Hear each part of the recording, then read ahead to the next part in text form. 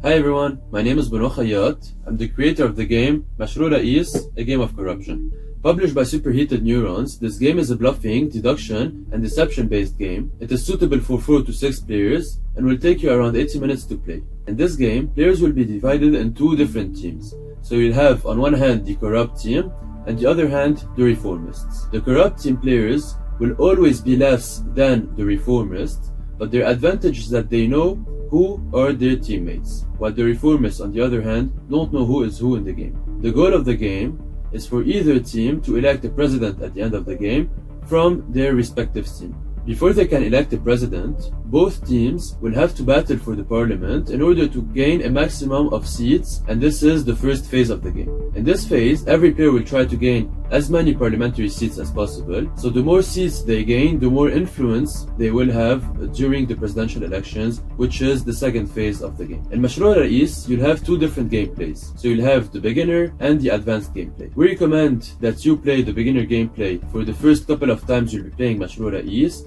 so you get a grasp of the game before you switch to the advanced one, which is a little bit trickier. In this video, we'll walk you through the beginner's gameplay. And for this gameplay, there are a few components that you won't need, so we'll just put them back in the box. So you'll have first the character judge that you won't need. You have the news flashcards that we put in the box as well, and the vote no vote tokens, as well as the districts of origin tokens. For this gameplay, you will need the following components. So first, we have the character cards.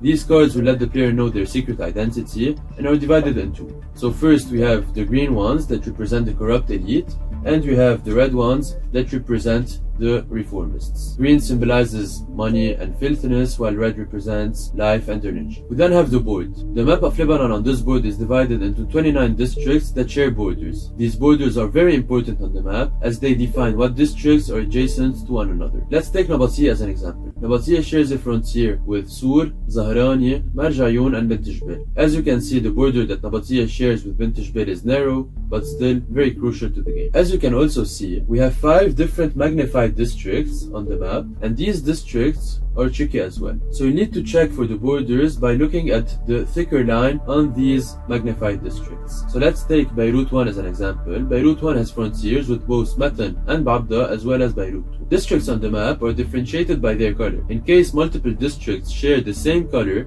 they are called district group or a group of districts. We can take as an example Kura, Zgharta, Psharre, and Batoum. You'll find numbers on the districts. These numbers are influence points. A district group is under the influence of the player that has the highest sum of influence points in this group. On the bottom right of the board, we'll find the round tracker. So these numbers will indicate on which round the players are. Players can use the back of one of the vote tokens as a tracker. We then have the district cards that represent the district on the map. These cards will help players know which districts are currently in their possession and how many influence points these districts have. The text that you can see on the card is only useful for the advanced mode and will not be used for the beginner's mode. Considering that the objective of the game is to elect a president with the parliamentary seats you'll be accumulating during the game, there should be an easy way to track at all times the number of seats each player has.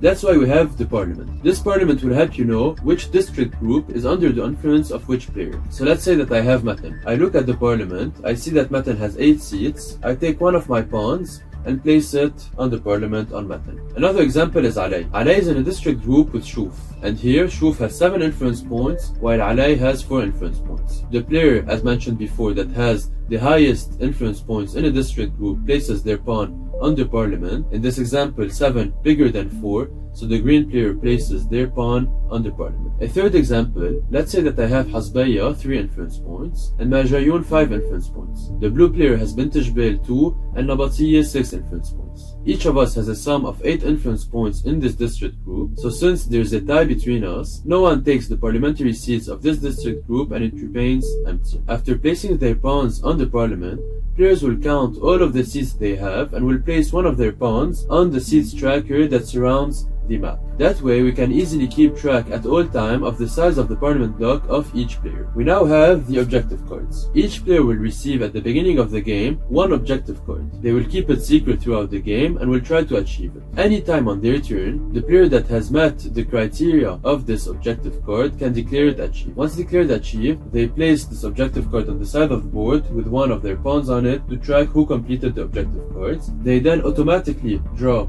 an exceptional power card and apply its effects right away. In the beginner's game, make sure you discard the objective cards that include District of Origin in their text and draw a new card, as these cards will only be used in the advanced game. The pawns each player has are used in 4 different places, so first on the districts on the board, second on the parliament, third on the objective cards, and finally on the seeds tracker that surrounds the map. We now have the media stations. These media stations will be distributed on the map according to the manual. Districts with media stations will be considered adjacent as if they are sharing a frontier with one another. For example, Sur and Zahle are not sharing a frontier on the map, but since they both have media stations on them, they are now considered to be adjacent, so sharing a frontier, and you will see later on how this affects the game. One vote with and one vote against card will be distributed at the beginning of the game to each player, and the last component that we will need is the Speaker of the House gap. So to recap, the components that we need for the beginner's game are the map, the parliament, the character cards, the district cards, the colored pawns, the objective cards, the exceptional power cards, the vote with, vote against cards, the media stations, one vote token as the run tracker, and finally the Speaker of the House gap. Now on to the game setup. In the manual, on pages 5 and 6, you will find 3 different setups, one for 4, one for 5, and one for 6 players. In this video, we'll be setting up the game for 5 players. So first, according to the manual, we'll place 5 different district piles face down, and players will randomly pick a pile and then place their pawns on the map according to what districts they got. I picked a pile and I got Bint Jbel, Matan, Sur, Baalbek, and Alay. I will translate that on the parliament and then on the seeds tracker. Now that each player has placed their pawns on their districts, we can see that there are a couple of districts under the influence of no one. These are called swing districts and are to be placed on the right side of the board face up. The player with the lowest number of parliamentary seats becomes the Speaker of the House. At the beginning of the game, in case of a tie between 2 players on the lowest number of parliamentary seats, the older player becomes the Speaker of the House. On page 6 of the manual, media stations are distributed on different districts depending on the number of players. In our 5-player game, we'll be placing media stations on Sur, Tripoli, Zahle, Jbel, and Hasbaya. On page 7 of the manual, you will find how to distribute the characters depending on the number of players you are. Now, each player will get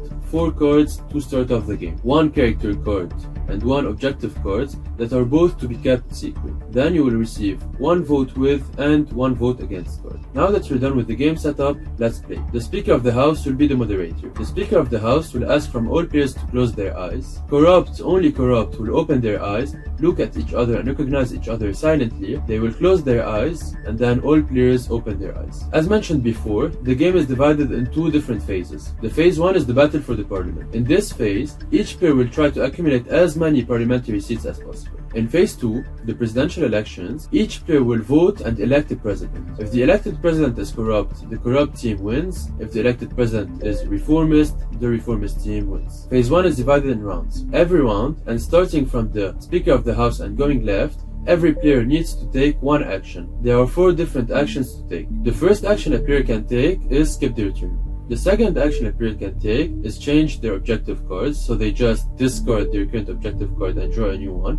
Or in case they already have succeeded 1 objective card, they can, as an action, choose to draw a new one. Keep in mind that at no time can a player have more than 1 unsucceeded objective card, and anytime during their turn, they can declare their objective succeeded if the criteria are met. The third action a player can take is swap districts. So a player can just swap district with another player's district as long as both are consenting. Districts can be swapped under 1 condition, which is that the influence points of the districts that I am swapping should be lower or equal to the influence points of the district of the player I'm swapping my card with. Example, I took the action of swapping districts. Let's say that I have Baalbek 11 influence points and I want to swap it with Kisselwen 6 influence points. If the red player that has Kisselwen is consenting, and since 11 bigger than 6, I can actually do this action. On the other hand, let's say that I have Bint Jbel 2 influence points and I want to swap with Kisselwen that has 6 influence points. Even if the red player is consenting, 2 is smaller than 6, then the action is actually impossible. So let's say that I took the action of swapping districts and for some reason the negotiations didn't go well and the other player didn't consent to swap with me districts. the action is still taken, and even though no swapping was done, my turn is over. The fourth action a player can take is spreading influence, so taking over a new district. Players can either spread influence over a swing district or over the district of another player. When a player wants to spread influence over a swing district, it is called campaigning. The player that wants to take over a swing district will need to declare which swing district they intend to take. After negotiations, each player will take their vote with and vote against cards and will secretly vote whether they want the player to take the swing district or not. In order for the votes to be secret, players will create two piles. The first pile, which is the pile the players intend to play, and the second pile, which is the discard pile. Then, the Speaker of the House will take the intended played cards and shuffle the mix, reveal the cards, and count the votes. If the majority votes yes, then the player takes this swing district and applies the changes on the board, on the parliament, and on the seats tracker if need be. If the majority votes against, then nothing happens and the player's turn is just over. Now, in case of a tie, if half of the players have voted with and the other half against, it is up to the Speaker of the House to decide whether the spread of influence is successful or not. If the Speaker of the House decides to spread influence over a swing district, they will not need the vote of the majority for the spread of influence to be successful. They just automatically take the swing district. This is one of the biggest advantages of being Speaker of the House. Along the process, keep in mind that players can always negotiate before the votes are being done to try and shift the votes to their advantage. The second type of spread of influence we discussed is spreading influence over the district of another player. In this case, we call that a battle of influence. In every battle of influence, we have the challenger on one hand and the defender on the other hand. Players can also, of course, make negotiations and deals throughout this action. Players can only challenge a district that is connected to theirs, either by sharing frontiers or by being connected through media stations. So in a battle of influence, what you want to do is compare the number of influence the challenger has and the defender has. The player that has the highest influence points wins the battle. If I am the challenger and win this battle of influence, I take the district card from the defender, I update the board, and if need be, I update the parliament and the seats track. If I am the challenger and lose the battle of influence, I lose the district I attack the defender from.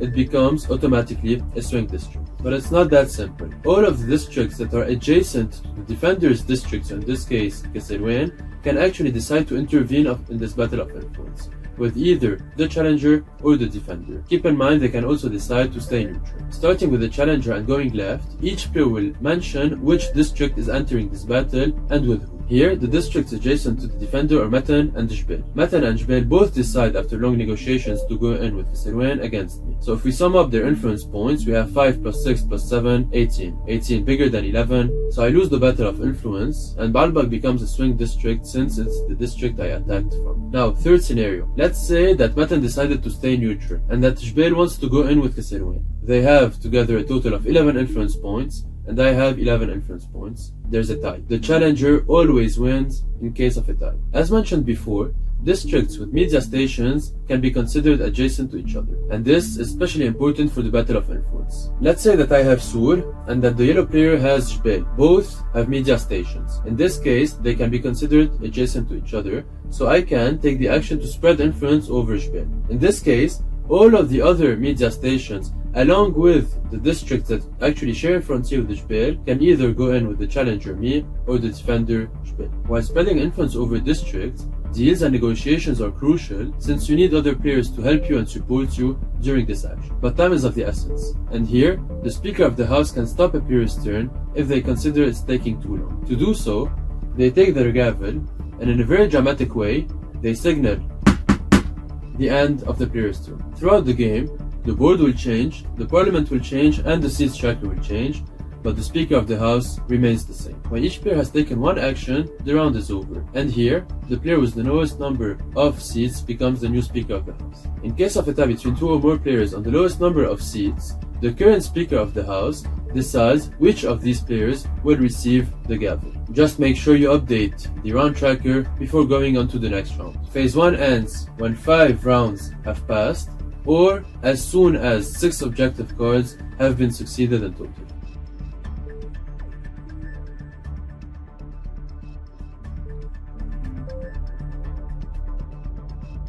During the game, and especially during phase 1, it's very important for you to test the other players and try to outsmart your enemies so be very wise and careful about the actions you take. So phase 1 is over and the battle for the parliament is done. We now move on to phase 2, the presidential elections. Players have a total of 5 minutes to debate between each others on who will become candidate for the elections. No candidacy is accepted after these 5 minutes. Any of the players can become candidate, and in order to become candidate, the player will need to say out loud, "I am candidate."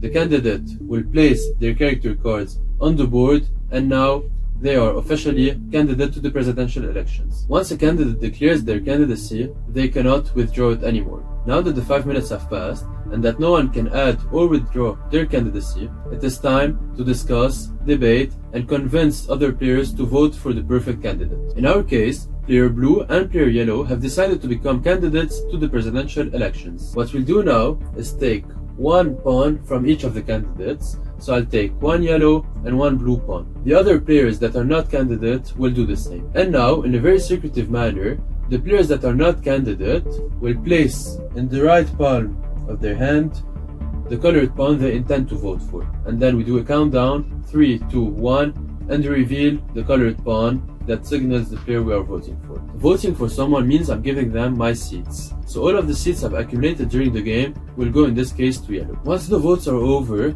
we'll reveal our character cards. If any reformers didn't achieve at least one objective card, their vote, unfortunately, will not be eligible. So their vote is cancelled, and the seats they voted with are equal to 0. The corrupt, on the other hand, don't need to succeed an objective card for their vote to be eligible. Every eligible player gives their seats to the candidate they voted for, and the candidate who accumulated the most seats becomes president. If the elected president is corrupt, the corrupt team wins. If the elected president is reformist, the reformist team wins. If there is a tie for the highest number of seats between a corrupt candidate and the reformist candidate, the corrupt win. And if there is a tie between two winning reformists, Team Corrupt wins as well. Keep in mind that the candidate can only vote for themselves, and that a reformist who didn't achieve any objective card during the game can still be candidate, but their own seats will not count during the votes. Now you guys know how to play Machrou3 Ra2is, a game of corruption, the beginner's mode. I hope you enjoyed the video. Please feel free to reach out, ask us any question, and we'll be more than happy to answer. Enjoy the game!